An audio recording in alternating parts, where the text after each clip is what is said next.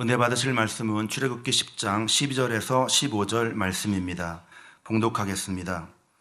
여호와께서 모세에게 이르시되 내 손을 애굽 땅 위에 들어 메뚜기로 애굽 땅에 올라와서 우박에 상하지 아니한 밭의 모든 채소를 먹게 하라.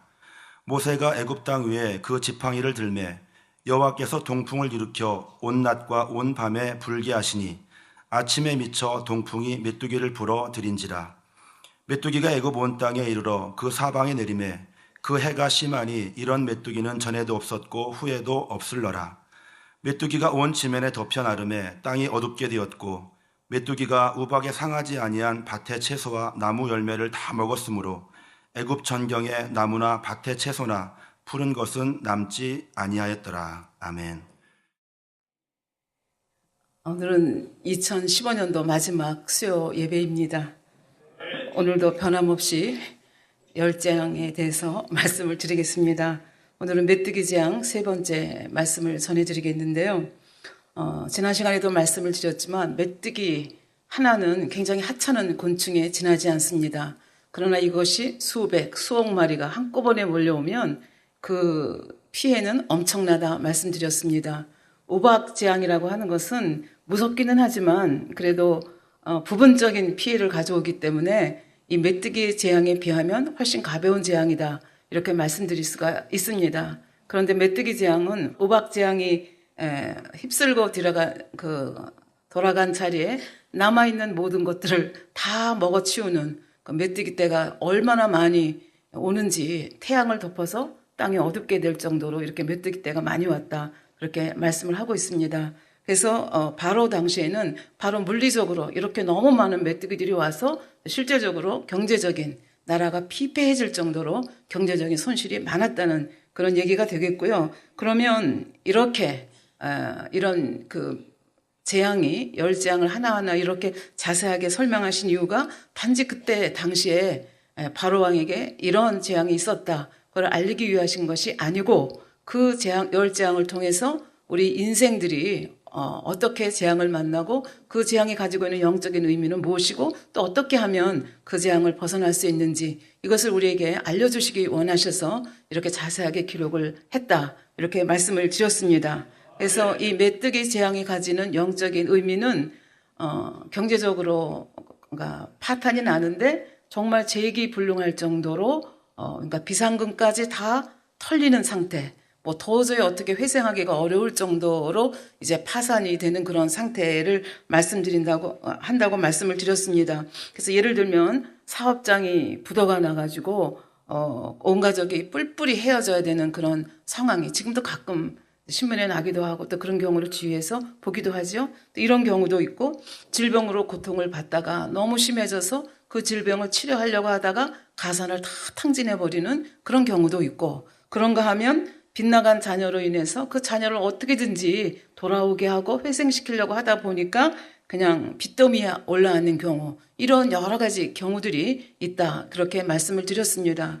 그래서 열재앙을 말씀드리면서 뭐 질병도 그렇고 재앙도 그렇지만 세상 사람들은 이걸 우연이라고 얘기를 하지만 세상에 우연이라는 것은 없다. 모든 것이 연계의 법칙에 의해서 정확하게 돌아가고 있다. 그래서 재앙을 만나면 왜 그 재앙이 오는지 우리는 이제 말씀을 통해서 알기 때문에 자신을 돌아보고 그 재앙을 당했을 때 거기서 끝나는 것이 아니라 거기에도 소망이 있는 거죠. 어떻게 하면 돌이킬 수 있는지 또 그 재앙을 주시는 제일 중요한 이유 중에 하나가 그 재앙을 통해서 자기를 돌아볼 수 있는 그런 기회가 되기 때문에 소중한 그런 우리에게 하나님께서 사랑으로 주시는 찬스다 이렇게 볼 수 있다 이렇게 말씀을 드렸습니다.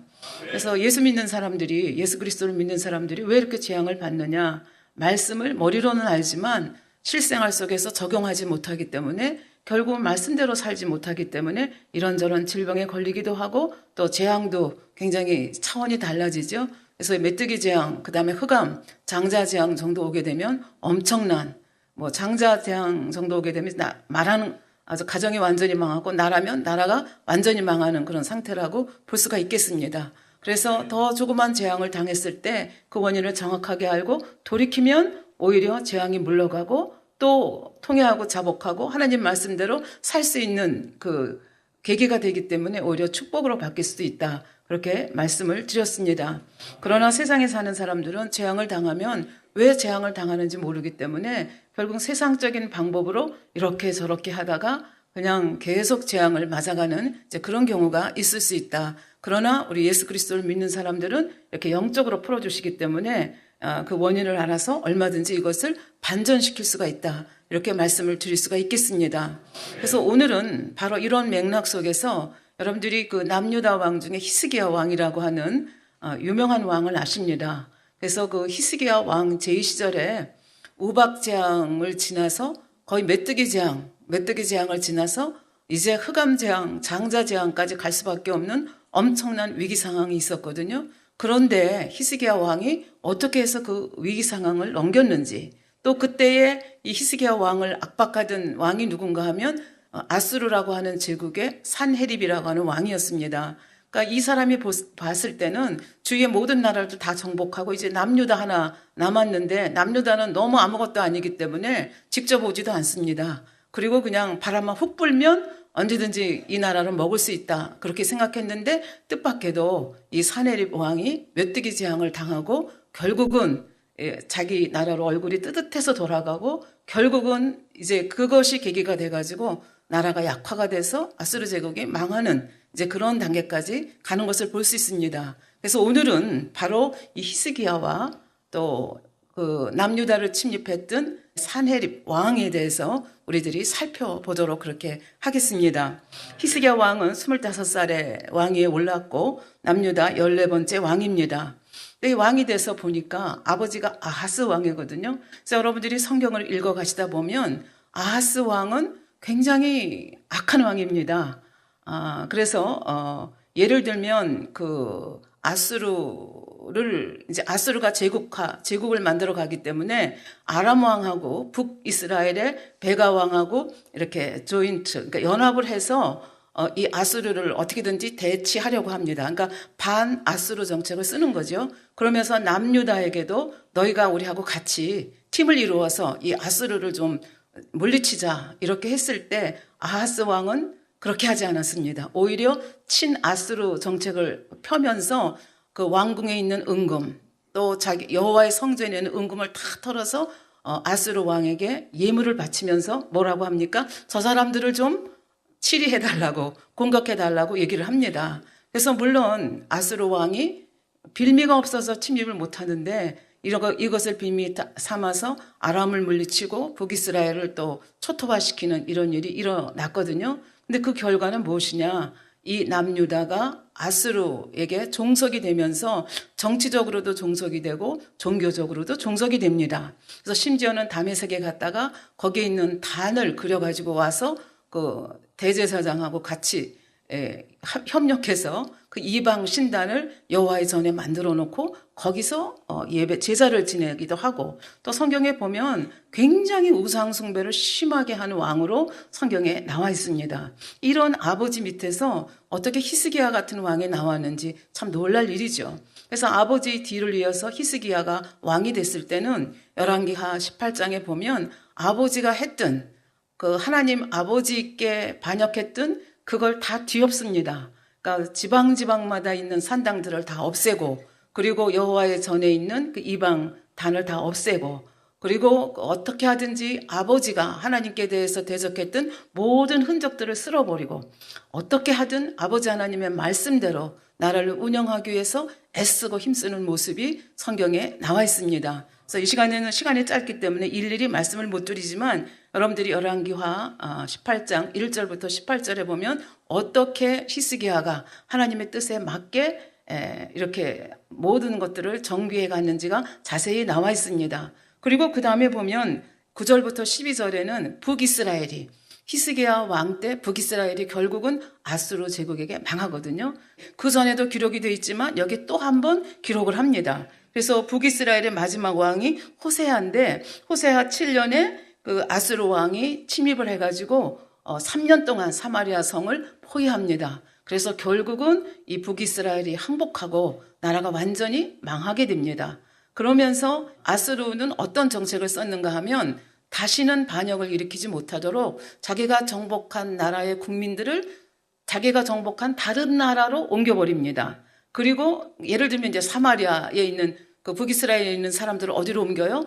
자기들이 정복한 다른 나라로 다 옮겨가서 거기서 노예 생활을 하면서 살게 하고, 또 다른 지방에 정복한 사람들을 그 사마리아로 데리고 와서 거기서 뿌리를 내리게 하는 거죠. 그러면 사마리아에 있는 사람을 100% 옮긴 것이 아니기 때문에 사마리아에 남아있던 이스라엘 사람과 외부에서 온 사람들이 거기서 같이 살게 되면서 무슨 일이 일어나게 되겠습니까? 결혼을 하게 되죠. 그러니까 혼혈 민족이 생기게 되고, 또 그 사람들이 올 때 몸만 오는 것이 아니라 문화를 가지고 오잖아요. 그래서 문화 중에서 제일 강력한 것이 종교입니다. 그래서 자기들의 우상을 가지고 와서 이 사마리아는, 북이스라엘은 인종적으로 혼혈이 되고 종교 혼합주의가 판을 치게 됩니다. 그래서 여러분들이 신약 성경에 보면 이스라엘 사람들이 그 사마리아 사람들을 개보다 못하다 이렇게 취급하는 그런 모습들이 나오는데, 그것이 바로 이런 역사적인 배경 때문에 그렇습니다. 그래서 이러한 히스기야 왕 때 아수르가 북이스라엘을 멸망을 시킨 거죠.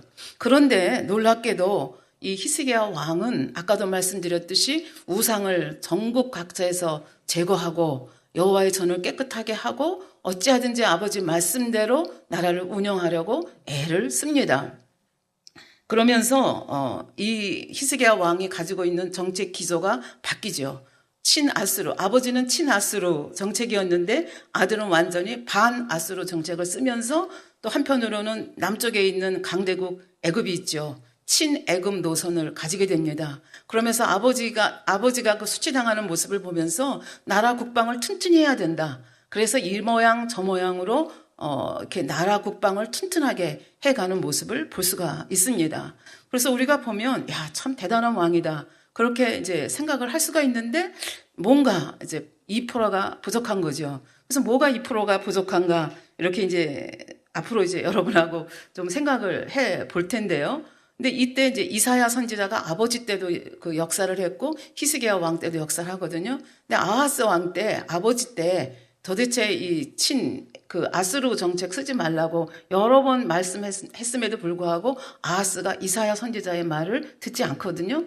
그리고 히스기야 왕도 성경을 읽어보면 처음에는 이사야 선지자, 그렇게 유명한 선지자인데 이사야 선지자의 그 충고는 뭐였는가 하면 강대국 믿지 말아라, 아수르도 믿지 말고 친애굽도 믿지 말아라, 오직 여호와 하나님만 믿으라. 자주국방 필요하기는 하지만 백성들이 너무 피폐해 있으니까 백성들에 대한 이 보호, 그 백성들의 그 삶을 조금 더 배려했으면 좋겠다, 이렇게 충고를 했는데, 처음에는 이 히스기야 왕이 자기 나름대로 아버지 말씀대로 산다 생각하면서 이 이사야 선지자의 말을 듣지 않았던 것을 볼 수가 있습니다. 그러면서 반아수르 친애굽 정책, 또 자주국방 정책을 이제 쓰는 모습을 볼 수가 있지요. 이렇게 친아수르 정책, 그러니까 아버지와는 다르게 반아수르 정책을 피면서 남쪽에 있는 애굽하고 어떻게든지 하나가 돼가지고 아수르를 공격하려고 하니까 아수르 입장에서는 곱지가 않은 거죠. 그래서 히스기야 왕 14년에 그 아수르의 제1차 침입이 있습니다. 1차 침입을 하는데 얼마나 이 아수르가 세력이 큰지 그냥 노도와 같이 밀려와가지고 친애굽도 그냥 초토화시키고, 그리고 또 무슨 일이 일어나는가 하면 유다의 성읍들을 하나하나 정복해 가기 시작합니다. 그래서 얼마만큼 정복을 하느냐, 유다의 46개 성읍을 점령을 하고 20만이 넘는 포로들을 잡아갔습니다. 그러니까 이제 뭐 우리 재앙의 측면에서 보면 오박재앙을 지나서 거의 메뚜기 재앙 수준까지 간 걸 볼 수가 있죠. 이제 예루살렘 그 성만 남은 거예요. 그리고 이제 다 거의 나라가 이제 망할 지경이 되니까 자주국방을 했고 반아수르 정책을 하고 그랬지만 히스기야 왕은 어떻게든지 이 예루살렘을 보호해야 되겠다, 이 예루살렘 성전을 보호해야 되겠다, 이런 이제 그 마음이 있었기 때문에 수치를 무릅쓰고 그 아수르 왕에게 무릎을 꿇습니다. 그래서 열왕기하 18장 14절에 보면 내가 범죄하나이다, 나를 떠나 돌아가소서, 왕인에게 지우시는 것을 내가 당하리이다. 그러니까 가서 무릎을 꿇는 거예요. 그러니까 그 아수르 왕이 뭐라 그러는가 하면 은 300달란트와 금 30달란트를 정하여 이거 내라, 그러면 물러가겠다, 이렇게 얘기를 합니다. 근데 나라가 얼마나 피폐했든지 아버지 때 이미 성전에 있는 은금, 그 왕궁에 있는 은금을 다 털어다가 예물로 줬잖아요. 그러니까 여기 성경에 보면 그때 유다 왕 히스기야가 여호와 전문의 금과 자기가 모든 기둥에 입힌 금을 벗겨 모두 아스르 왕에게 주었더라. 이걸 주기 위해서 정말 피나는 아주 굉장히 비참한 모습을 여기서 그리고 있습니다. 근데 이것으로 끝난 것이 아니라 성경에는 기록이 없지만 그때 당시에 그 아스르의 그 기록에 보면 이런 기록이 남아 있다고 합니다. 여기서 나는 사네립 왕이죠. 나는 히스기야를 예루살렘의 새장 속의 새처럼 가두었다. 그리고 그의 주위에 참호를 둘렀으며 누구든지 문 밖으로 나오는 자를 처벌했다. 그러니까 완전히 예루살렘 성이 이제 포위가 된 상태를 얘기하죠. 이것으로 끝난 것이 아니라 금은 다 이렇게 벗겨가지고 달라는 대로 준 것으로 끝난 것이 아니라 금은 외에도 보석이나 상하의자나 상하침상, 귀한 목재, 또 그의 딸들, 궁궐의 여인들, 남녀 음악사들이 잡혀갔다. 그러니까 공물로 바친 것으로 되어 있는 거죠. 그러니까 굉장히 비참한 상태가 된 거죠. 그러나 히스기야 왕은 이렇게 해서라도 예루살렘을 보호하고 싶었고 하나님의 성전을 보호하고 싶었습니다.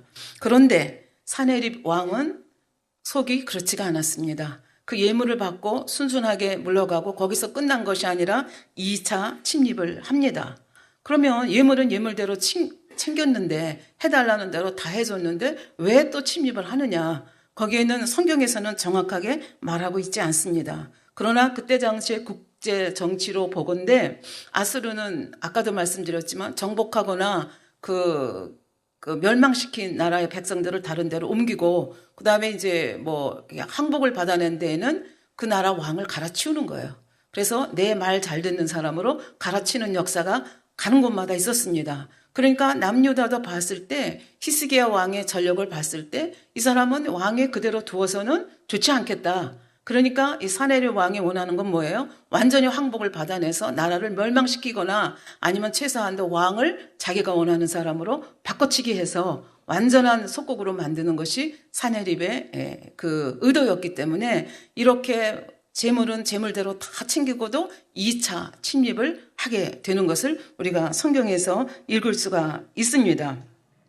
그래서 얼마나 얕보았는지 사네립 왕은 저 라기스라고 하는 곳에 그것을 기지로 삼아서 거기서 진을 치고 있고 자기는 예루살렘 성 포위하는데 오지도 않습니다. 그리고 자기 신하를 보내서 이제 회유를 하려고 어떻게든지 싸움하지 아니하고 그냥 항복을 받아내려고 하는 이제 그런 모습을 볼 수가 있습니다. 그래서 그러니까 1차 침입할 때 정말 왕으로서 수치를 다 당해가면서 어떻게든지 보호하려고 했는데 2차 침입을 또 당한 거예요. 그럼 이 상황 속에서 나는 어떻게 해야 될 것인가? 이때 히스기야가 지금까지 그 수치스럽게 무릎을 꿇었던 태도에서 완전히 태도를 바꿉니다. 그리고 이제는 오직 여호와만 의지하겠다. 뭐 해봤지만 안 되잖아요. 그리고 지금까지 심상에 여겼던 이사야 선지자하고 손을 잡습니다. 그리고 이사야 선지자에게 이제 기도를 부탁하면서 이제 반전의 역사가 일어나기 시작하는 모습을 볼 수가 있습니다. 그래서 이런 그 2차 침입이 있었을 때 아까도 말씀드렸듯이 사네립 왕은 오지도 않고 그 말 잘하는 아주 언변이 뛰어난 그 랍사게라고 하는 사람을 보내서 물론 이제 군대가 노도같이 와서 예루살렘 성을 포위하고 있죠. 그러면서 그 랍사게를 통해서 백성들을 회유하려고 하는 것을 볼 수가 있습니다.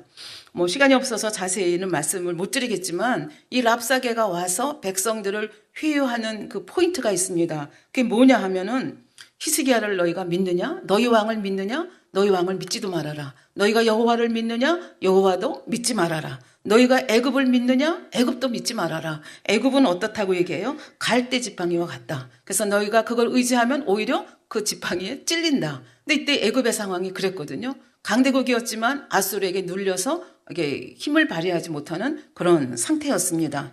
그러면서 또 건방지게 얘기합니다. 열왕기하 18장 25절에 보면 내가 어찌 여호와의 뜻이 아니고야 이것을 멸하러 올라왔겠느냐. 여호와의 이름까지 망령되이 그 언급을 하면서 백성들을 회유하는 이런 모습을 볼 수 있습니다.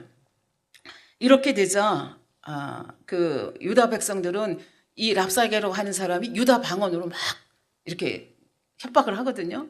그러니까 그 히스기야가 보낸 3명의 그 대표자들이 뭐라고 얘기하는가 하면 우리 백성들이 듣지 못하도록 아람 말로 해라. 우리가 충분히 알아듣고 내가 히스기야 왕에게 전하겠다.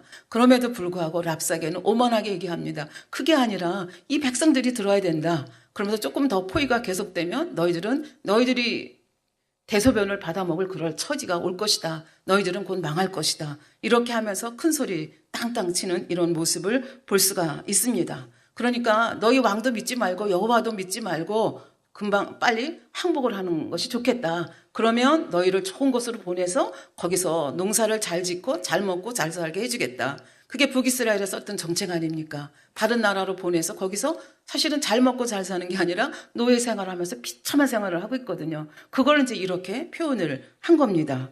이제 이런 그 모습을 보면서 히스기야는 이사야 선지자에게 기도를 이제 드디어 부탁을 하게 됩니다. 그러면서 백성들에게는 뭐라 그래요? 한마디도 대답하지 말라. 그러니까 거기서 랍사게가 그 유다 방언으로 여러 가지 말을 하지만 침묵을 합니다. 그래서 이 침묵이라는 것이 왜 중요한가?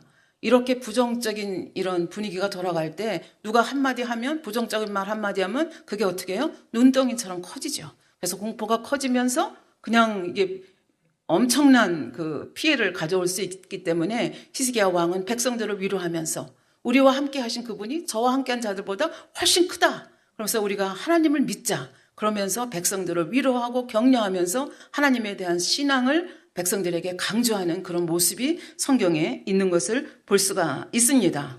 그러면서 선지자 이사야에게 편지를 보냅니다. 그 편지의 내용을 보면 그냥 몇 기절만 읽어드리면 우리가 한계 상황에 있습니다. 죽지도 못하고 살지도 못하겠습니다. 그걸 어떻게 표현했는가 하면 열왕기하 19장 3절에 보면 히스기야 말씀이 오늘은 곤란과 책벌과 능력의 날이라 아이가 임산하였으나 해산할 힘이 없도다. 아이가 태어나야 되는데 어미가 너무 힘이 없어서 애를 낳을 수도 없다는 거예요. 그게 바로 지금 남유다의 상태입니다. 이렇게 고백을 합니다. 그러면서 이제 4절의 말씀이 중요한데요. 히스기야가 아버지의 마음을 깨뜨렸습니다. 어떻게 깨뜨는가 하면은 랍사게가 그주 아스로 왕의 보냄을 받고 와서 사신 하나님을 회방하였으니 누구를 회방한 거야? 아까 여호와의 이름을 망령되이 이끌었잖아요.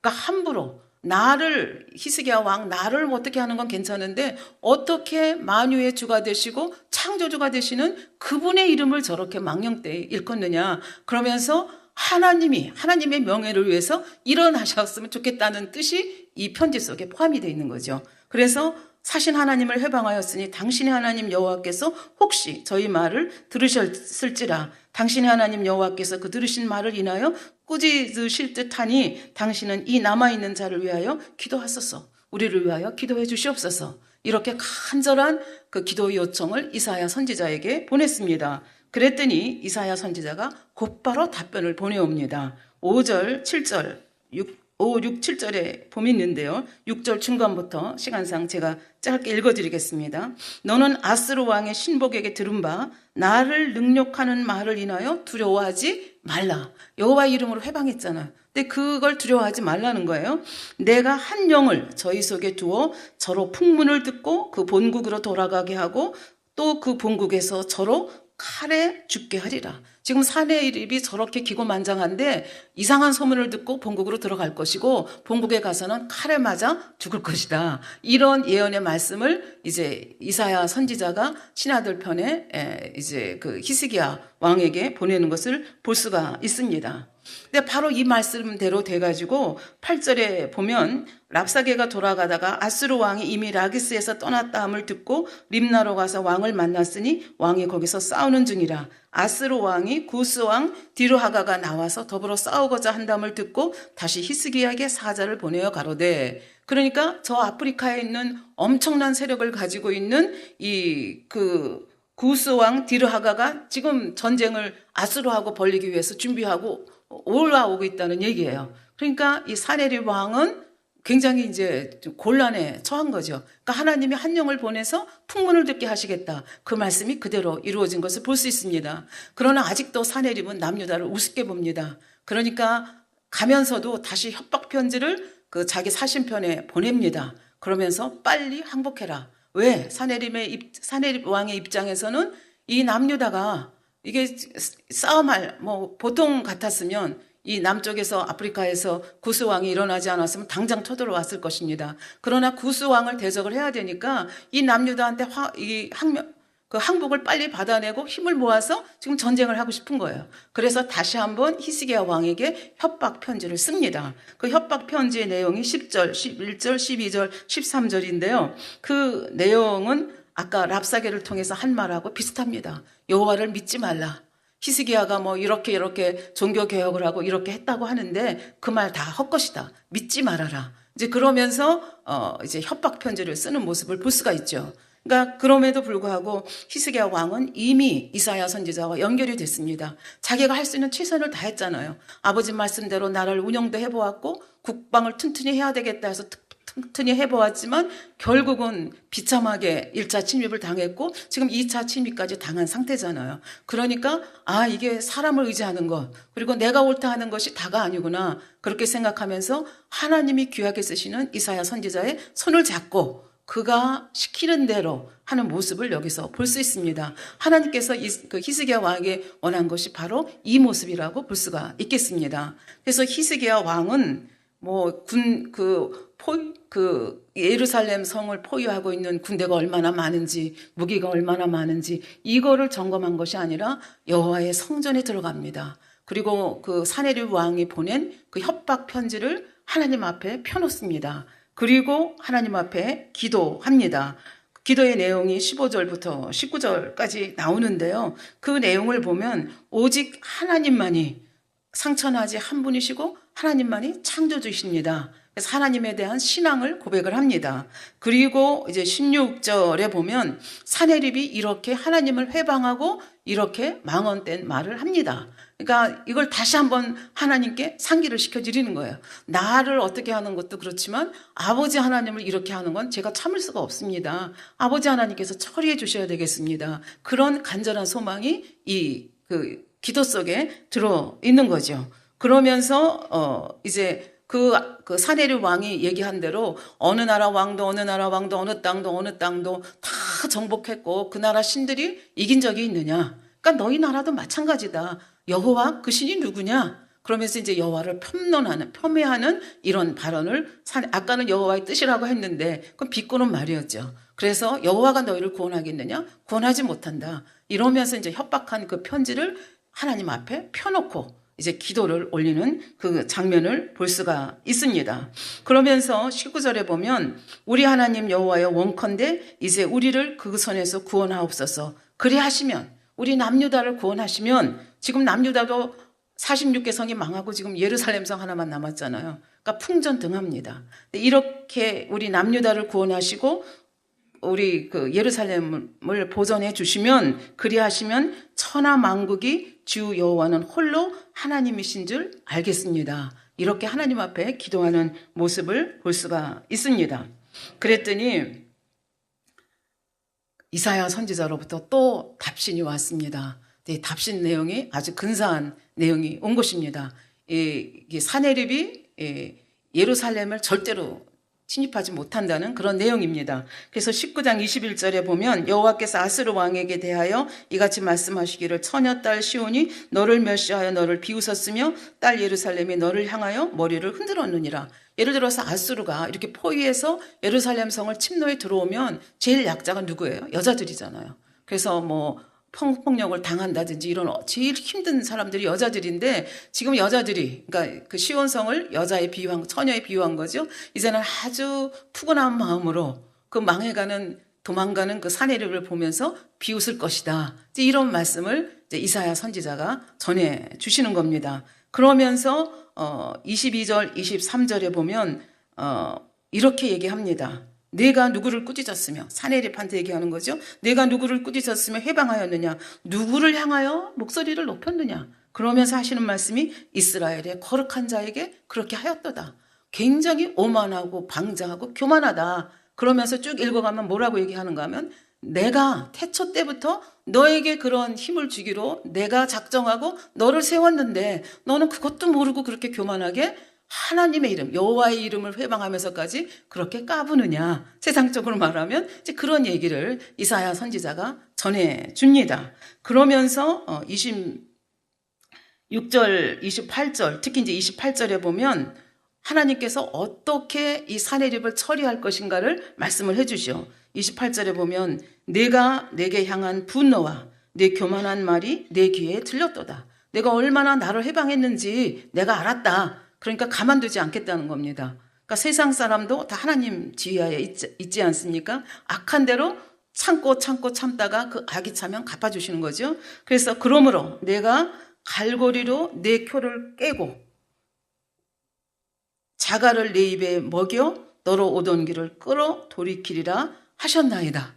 굉장한 수치를 당하고 돌아갈 것을 말씀을 합니다. 그러면서 그 남유다에게는 약속을 주십니다. 무슨 약속인가 하면 29절 30절에 보면 금년에도 여기 땅에서 나는 곡식을 먹을 것이고 내년에도 먹을 것이고 후년에도 먹을 것이다. 그리고 남은 자들이 여기서 뿌리를 내리고 열매를 맺을 것이다. 그러니까 너희가 다른 나라로 포로로 끌려가는 것은 없을 것이다 하는 것을 약속으로 주시는 말씀입니다. 그리고 31절에 이와 같이 말씀합니다. 남은 자는 예루살렘에서부터 나올 것이요 피하는 자는 시온산에서부터 나오리니 여호와의 열심히 이 일을 이루리라 하셨나니라. 그러니까 하나님께서는 하나님의 열심으로 하나님의 일을 하신다는 거예요. 그러면서 그 아주 확실한 약속을 주시는데 그 19장 그 32절, 33절에 보면 이렇게 말씀하십니다. 그러므로 여호와께서 아스루 왕을 가리켜 이르시기를 저가 이 성에 이르지 못하며 사내립은 남유다를 우습게 보고 예루살렘 성 하나쯤이야 내가 직접 갈 필요도 없다 생각하고 이렇게 항복을 받아내려고 협박 편지도 쓰고 하는데 이 성에 절대로 오지 못한다 하나 말씀하시고 이리로 살을 쏘지 못하며 화살 한 발도 쏘지 못할 것이다. 그 다음에 세 번째 방패를 성을 향하여 세우지 못하며 방패를 가지고 와서 뭐 싸움 못한다. 세 번째. 그 다음에 네 번째 치려고 토성을 쌓지도 못하고 항복 안 하면 토성 쌓고 결국은 1년이고 2년이고 3년이고 전쟁해야 되잖아요. 사마리아는 3년을 버텼거든요. 그러니까 이제 이렇게 항복 안 하면 토성 쌓고 싸워야 되는데 토성도 쌓지 못할 것이다. 그리고 33절에 오던 길로 돌아가고 다시 돌아간다는 거예요. 그러면서 이 성에 이르지 못하리라 하셨으니 이는 여호와의 말씀이니라. 그러니까 사내립이 저렇게 기고만장하게 떠드는데 너희들 손끝 하나 건드리지 못하고 결국은 코가 깨서 자기 나라로 돌아갈 것이다. 이 말씀을 다시 한번 확인해 주십니다. 그러면서 내가 왜 이렇게 하느냐에 대해서 34절 이렇게 답변을 주십니다. 내가 나 여호와의 이름을 위해서 내 명예를 위해서 내 이름을 지키기 위해서 내가 한다는 거예요. 나와 나의 종 다윗을 위하여 다윗과 맺은 언약이 있잖아요. 만약에 히스기야가 망하고 이 예루살렘 성이 망하고 성전이 다 나가면 다윗 언약 맺은 게 무효가 되지 않습니까? 하나님은 그 다윗 언약을 지키시기를 원하시는 거예요. 그래서 나와 나의 종 다윗을 위하여 이 성을 보호하여 구원하리라 하셨나이다 하셨더라. 이게 이사야 선지자를 통해서 주신 말씀입니다. 그러니까 우리는 얼마나 이게 지금 대반전의 역사가 이대로만 된다고 하면 얼마나 엄청난 역사가 일어날 것입니까? 근데 성경은 이것에 대해서 이러고 저러고 이러고 이렇게 자세하게 말하지 아니하고 딱 몇 줄로 요약을 합니다. 그러면 이렇게 이사야 선지자가 예언을 했는데 이 예언한 대로 어떻게 이루어졌느냐 하는 걸 그냥 아주 짧게 기록을 하고 있습니다. 열왕기하 19장 35절부터 37절 말씀입니다. 이 밤에 여호와의 사자가 나와서 아스루진에서 군사 18만 5천을 친지라. 그러니까 남유다 사람들은 전쟁 나갈 것도 없는 거예요. 누가 한 거예요? 여호와의 사자가 나타나가지고 아스루진에서 군사 얼마를 쳤어요? 18만 5천을 쳤어요. 아침에 일어나 보니 다 송장이 되었더라. 우리는 생각하면 어떻게 하루 밤에 18만 5천 명이 죽느냐 이런 질문을 낼 수가 있겠는데요. 여기에 대해서 성경은 어떻게 했다고 자세히 기록하고 있지 않습니다. 그러나 역사가들은 이렇게 기록을 하고 있습니다. 주전 5세기에 활동한 헬라의 역사가 헤로도토스라고 하시는 분은 사네립의 군대가 애굽의 델타 지역에 있는 펠루시움에서 지대의 습격을 받아가지고 18만 5천 명이 죽었다. 이렇게 기록을 하고 있습니다. 그래서 그러니까 18만 5천 명이 하루아침에 죽었으니까 그야말로 메뚜기 재앙을 당한 거죠. 그리고 히스기야 왕은 어떻게 해요? 그리고 이 사내림은 그냥 물러가거든요.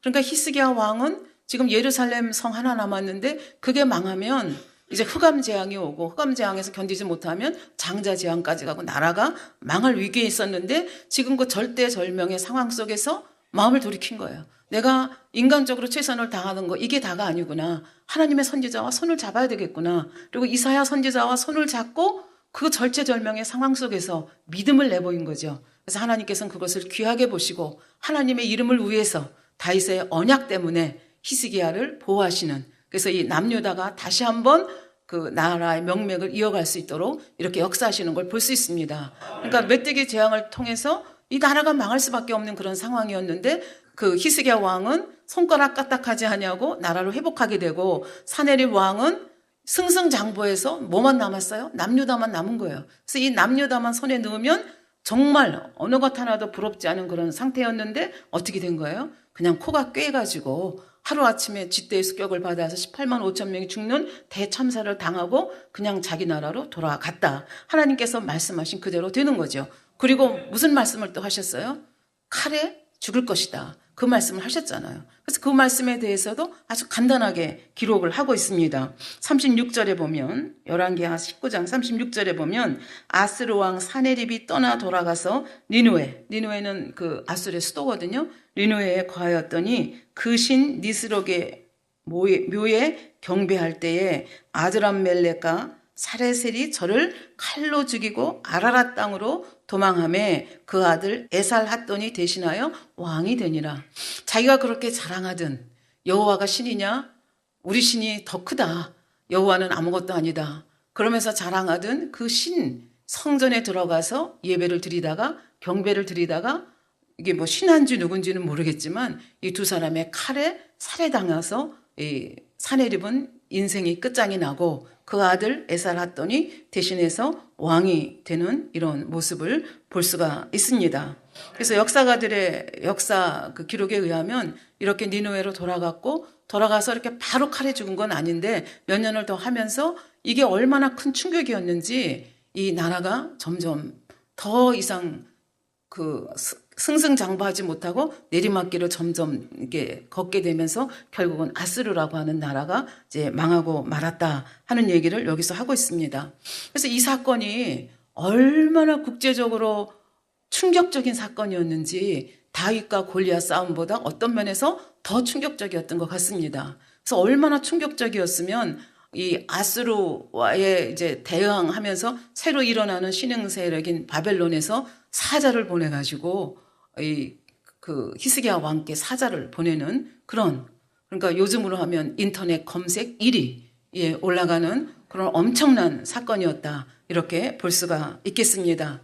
그러니까 이제 말씀을 정리를 하겠습니다.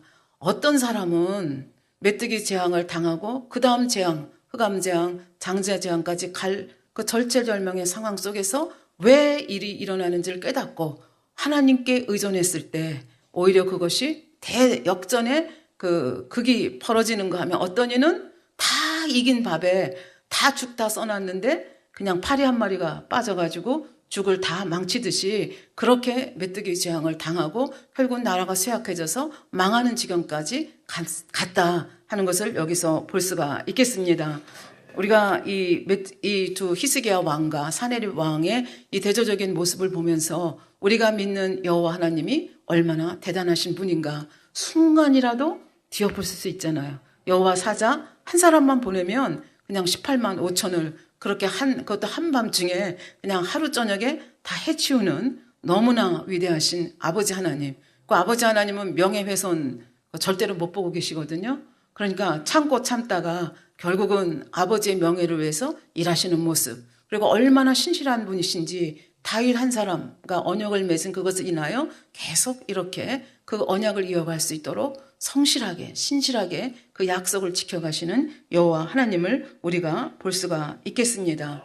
그래서 이 두 사람의 대조적인 모습을 보면서 또 올해 한 해를 돌아보면서 우리는 어떤 마음을 가지고 우리가 섬기는 여호와 하나님, 우리가 섬기는 하나님 어떤 분이신가, 삼일째 하나님이 어떤 분이신가를 다시 한번 마음에 새기고 우리 마음속에 혹여라도 내가 옳다 하는 그 자기의 자기 틀 이런 게 조금이라도 있다면 발견하고 버려서 100% 온전하게 신뢰하고 또 그 신뢰의 보장을 받는 여러분과 제가 되기를 바라서 이 말씀 드렸습니다. 예, 말씀 참고하시면서 기도하겠습니다. 아버지 하나님 감사합니다. 오늘은 메뚜기 재앙에 대해서 특별히 히스기야 왕과 사네립 왕의 그 대조적인 모습을 통해서 우리들이 어떤 모습으로 어떤 태도로 또 우리가 섬기는 여호와 하나님은 어떤 분이신가를 다시 한번 상고해보는 귀한 시간을 가졌습니다. 아버지 하나님, 저희들 마음이 100% 여호와를 향하게 하시고 온전히 순종하며 그 말씀대로 또 아버지의 말씀을 보증해드리며 또 보증받는 귀한 자들로 나올 수 있도록 축복해 주시옵소서. 모든 것 감사드리며 우리 주 예수 그리스도의 이름으로 기도하옵나이다. 아멘.